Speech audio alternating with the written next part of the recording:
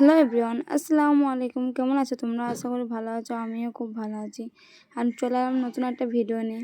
আজকে আমি প্রথমে সকাল সকাল উঠে চলে গেছিলাম ছাদে কিছু গাছগুলোকে দেখার জন্য। দেখে অনেক ফুল ফুটেছে, আবার উচ্ছে গাছেও ফুল ফুটেছে।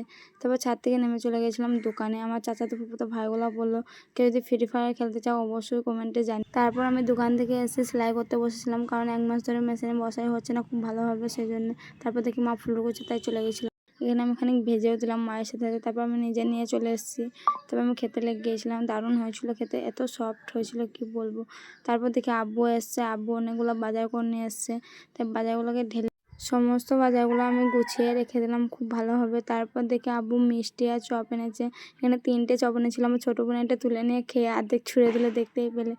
তারপর সমস্ত জামাকাপড়গুলো তুলে নিয়ে এসে ভালোভাবে গুছিয়ে নিজের জায়গার মতন রেখে দিলাম। সবাই মিলে একটু ড্রামা দেখছিলাম কোরিয়ান। তার মধ্যে বড় বোন বলে ওঠে যে চা বানাবো, তাও আবার লেবু পাতা। আমি তো শুনে অবাক, তাই ছোটো বোন কী বললো শোনো।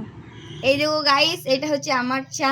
আমি ডেকোরেট করেছি, কেমন হয়েছে একটু কমেন্টে জানিও।